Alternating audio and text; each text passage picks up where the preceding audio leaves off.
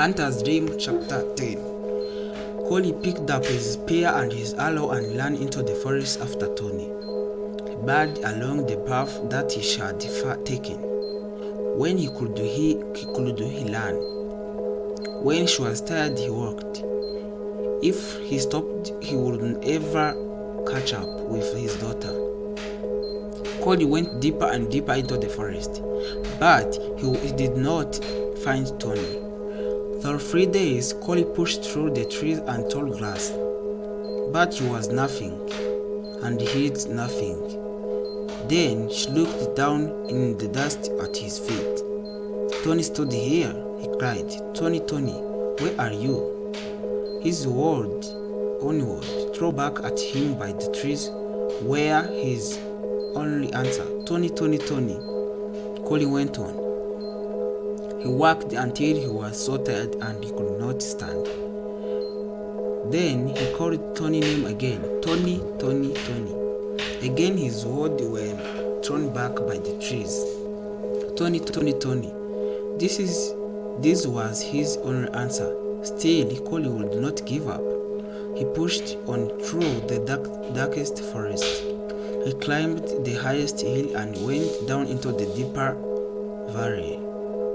Every so often, he would stop and sing this song out loud.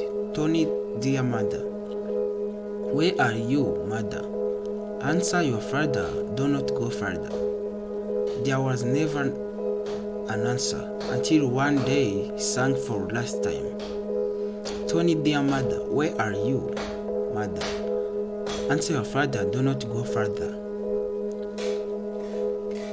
He was almost ready to give up, but this time an answer came through the cold night air. "Father, dear father, let me go, I beg. Your wife does not love me.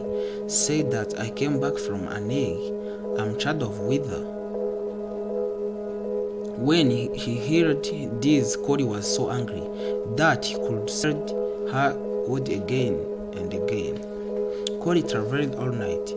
The next morning, as the sun turned the dark sky to gold, he climbed out the last deep valley. From the hill where he stood, he could see many miles far away, so far away that she looked tiny. He saw Tony. Collie started to run.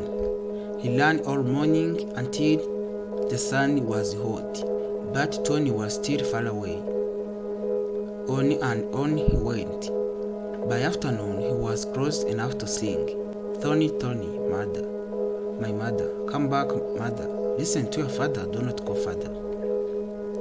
Tony did not answer. He buried away. Collie ran after her. Suddenly, a great black cloud passed over Collie's head. He ran on, and then another cloud fell across his path. Then there was another, and then another still. Collie looked up, and all the sky was full of birds. Thousands and thousands of screaming weaver birds. Collie dropped his spear. His spear was his right arm. His right arm and his strength.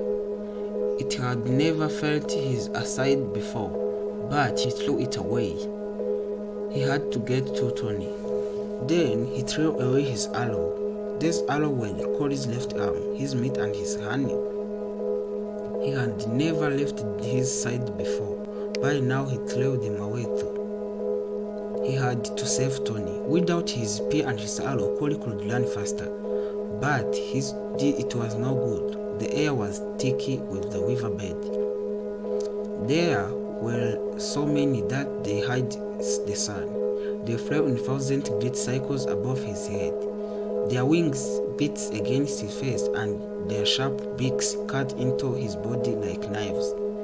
Collie called out one last time, "Tony, Tony, my mother. Come back, mother. Listen to your father. Do not go further."